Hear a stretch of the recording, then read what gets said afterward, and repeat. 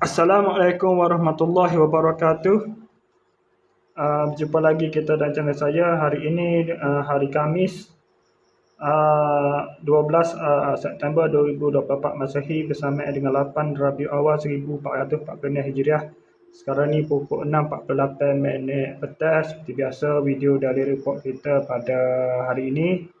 Pagi tadi pula. Semalam tadi saya keluar sekejap lah, ajak nak pergi back Fisika, tapi pergi ke rumah adik saya lah, tinggal sana Fisika kan, ada dah tayar ada belakang dah, tapi pakai lari lara gitu, pakai tak itu tengok main fitness naik ke bawah semua tu. Lepas tu saya pun balik dalam pukul 11.30 sama main internet sampai pukul 1 pagi baru suruh nak tidur. Lepas tu tidur 1.30, tidur 1.30 pagi, tidur bangun pada pukul 6.44 pagi tadi.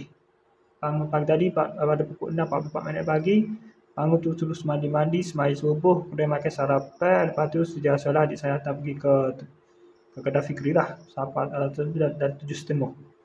Pergi sana dah 7.26, pergi tu 7.26, sampai sana dah 7.36, 7.30 lah, 9 minit, lebih kurang 5 minit gitu, lebih kurang perjalanan 4 minit 5 minit itu lah, sampai sana lebih kurang tu lah, lebih kurang itu lah.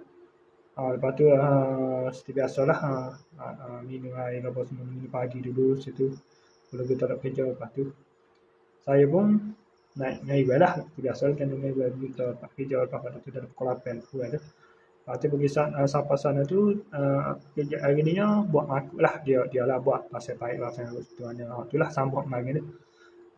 Sudah mari tu, lepas tu pasal lalu mozek 2 keping kemarin, saya tapung lubang mozek tu datang. Lepas tu dia sambung lalu 2 keping hak tak siap tu untuk dinding tu.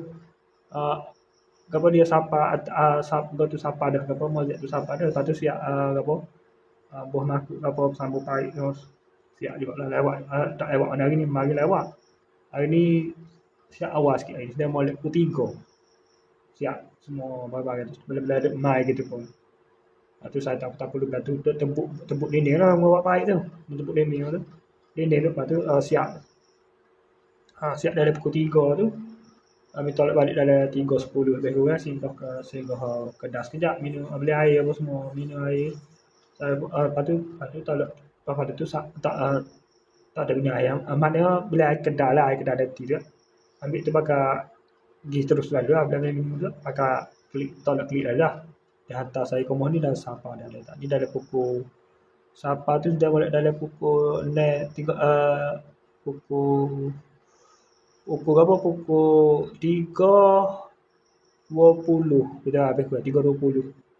Lepas tu 3.20 3.24 itu lah ke 3.24. Lepas tu duduk mandi apa, tak ada tak akan tengah hari ni.